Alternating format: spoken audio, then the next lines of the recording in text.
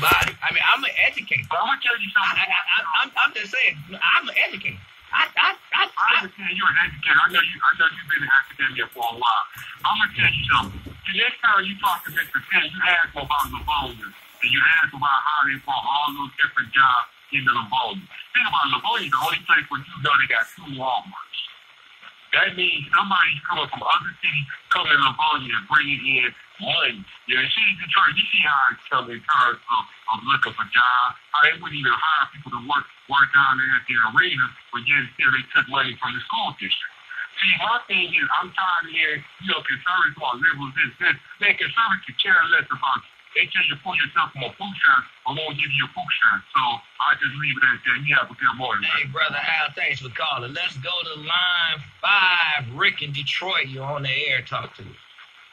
Hey, they're called the misdefined ones. Those are the kids you're talking about. When you think about things like language interpreters, usually you have to be able to speak that language fluently in order to be an interpreter. But when it comes to interpreting our claims and experiences and problems, often the interpreters are not fluent in what is being claimed by us. And so we get these misdefinitions. And I go back, 22 years ago, 1996, within several of the major media, we started then an intervention program on math and science here in the city of Detroit, okay? And started moving it. I started tapping teachers that had completed their BS and that were working on their master's degrees at Wayne State University. I tapped them to be volunteer tutors for these young people. And the idea would be to set up a nonprofit that teachers, of course, could use as a supplement to pay, as well as it would be a supplement to community services. Well, what happens when we do things like that is they hijack our ideas, right? We use a term like wraparound service, and the next thing you know, wraparound service is being said by somebody who has no idea why and what that term is referring to. I've seen it with my own eyes.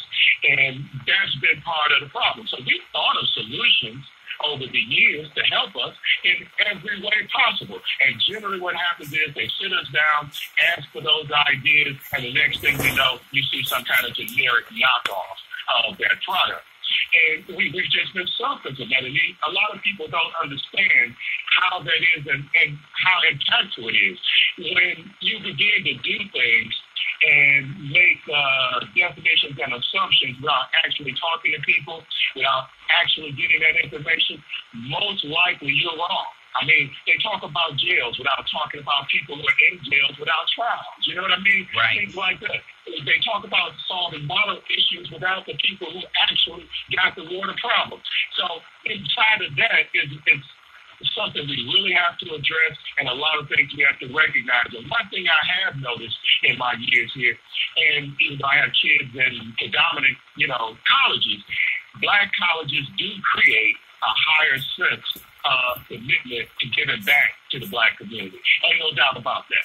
Now, I've been around people who have graduated from almost every Black college, and when you look, not all of them, and it's not necessarily as obvious in certain areas like medicine and, areas like that. But overall, students educated at Black universities have a more likely tendency to want to give back to the community. That's right. I think that's worthy to discuss, and something, we kind of leave out when we're talking about why we would go to those schools, etc. And, but it is something I've observed.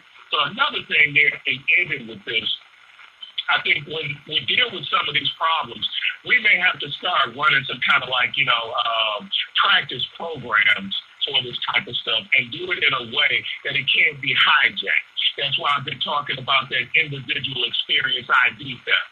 People who will pop up, and just because they have a brand, they will assume that they know things. And they're so confident in their ability, they can build through and logic through everybody else's problem. And we've got to, work on that to try to make sure people come in and give some respect to other people's experiences. It's really important to where we're going. So thanks, man. Make3.com. Hey, Rick, I appreciate the call. Look, go by the People's Store, 16400 West 7 Mile, 1616400 West 7 Mile. Let's support our own self-determination. We're trying to figure out who these stupid kids are, though. Nolan Finley said he was going to talk about why Michigan kids were still stupid. We're trying to figure out who these stupid kids were. And, yeah. Line 6, Keith, you're on there. Talk to us. Yeah, I tell you today, they're the same ones that's unteachable that turn into disruptive people. But look, man, I sat over there and I parked in the corner. I was walking around the corner. I thought that was you. Quick in a U-turn. On set of my life, I had a little something for you. Anyway, the smoke is just clearing on my job. This is what happened. From unteachable to disruptive. They bust in all these temporaries to try to help because we got all this work and we can't get out. So little Becky, the group leader, we're going to try to bring the one little assigned person to me, a senior citizen brother. And she said, well, here, you can work with him. And I tried to train him yesterday, but he's just slow. Now, I'm already pissed off about that. Right. Okay. So, for me, job one is to train this brother, the senior citizen. We got to talking, got to training. Job one was to get him trained. I did that. Job two was to sit there on that table when Dinky walked back through to see him getting the job done. Getting it done and knowing why and what he's doing. So that happened. All that went down. Both missions accomplished. So the next day, in our GAP meeting, I looked up, and some of the new people are labeling stuff wrong. Stuff has to be labeled in the correct place for the sensors to pick it up to register. So I kind of stopped the meeting and said, hey, take a look at that. That's wrong. And Becky tells me, well, that's not my responsibility.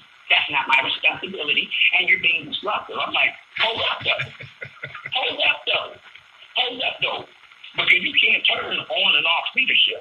Because guess what, though? When those parts go to the next department and they send them back, guess who has to rework it? Right. So whose job is it? Right. So we went from unteachable to a disruptive Negro. We got into office hours, so we had to sit down and talk. And you could see the dilemma in the room. The smoke is just starting to clear again. And this is what happens with Nolan Finley. He goes from, well, we just don't understand what we're talking about. And then when you call him and explain to them, well, let's see who really knows what we're talking about. Then you're disruptive. You can't call the show anymore. You can't call. Don't want to call the show. Don't want to call it. So, and it still burns me up to tell me that the senior citizen, he has been through more life. My daughter is your age. He's been senior citizen, been through more life, and you don't know how to train him. I can't train him because he's slow. Oh, man.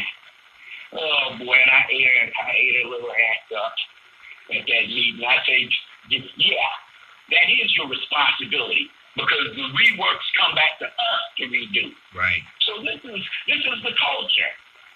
This is how they were raised. This is who they are. And you're disruptive, Bullock. Yeah. I love disruption. Yeah. Me too. Yeah. I'll be back by that store. I got that thing for you. Okay. Thank you, brother. I appreciate the call. And you said it.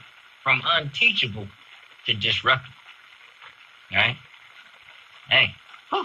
Let's go to line 7, Ralph. All right. You hung up. Line 4, Robert. Now, the only one dumb is Bessie DeVos and the rest of the ones who were in charge of education. Who couldn't even answer a simple question. So how you going to call somebody kid dumb or anybody else, not just her, but just anybody that thinks that education that they teaching these kids, how can they learn when they're living in a stressful environment? They don't get the money that they need. They got parents that have to bring toilet paper and other stuff to school. How can you concentrate? Right. They don't even have toilet paper at the school. Then the kid is hungry. Then they dream about what they're going to eat. Is the they don't eat when they get home. They depend on the teachers. The teacher may provide anything for them. Mm. And we get the same amount of money, and we pay the same amount of money in the state to provide good school service like the suburbs get, but we don't get it. All we get is a bunch of mess, and that's it. How can you concentrate? How can you learn? You can't learn nothing. I know when I was a kid growing up, we got a chance to go to Clawson School. I thought I was in college when I went in that building. You say where they get this big building from? Your kids were focused and concentrating. Yeah. And when I went in the lunchroom, man, it's like dinner at home. I swear to God. Yeah. All right, I'm good. Thanks. Yeah. Oh man, Robert, you said it, man. I mean, look, I do a program out at Walled Lake every year, Diversity Roundtable, and I'm telling you, every time I go out there, I'm like, now, I haven't seen school. I ain't seen a middle school, high school like this in Detroit. This is like Wayne County Community College. I mean, it's clean, and I mean, definitely the difference in facilities, definitely difference in per pupil spending. I mean, we haven't even gotten into all that. I think Robert said something that's amazing to me. How can the man call kids stupid, but he would never call Betsy DeVos stupid? He would never call Rick Snyder stupid. He would never call Donald Trump stupid when they do stupid things all the time. Why do black kids got to be stupid? And who are these kids? It's like, who are they? Man, let's go to line 2. Marcia, you're on the air. Talk to. Oh, thank you so much, Pastor, for taking my call. Thank you. That salad down at your old store is excellent. It was absolutely delicious. Oh, wow. Thank you. Oh, that was a good, and I got my 2 T-shirts, and I'm just loving it. Thank But you. the salad, I mean, that salad is really, that's the salad, and I got 3 meals out of it also. Wonderful. It's great. But, you know, we don't have stupid children. We have stupid adults who can relate to children. Now, they have you know, this is the reason why they don't teach economics in the schools.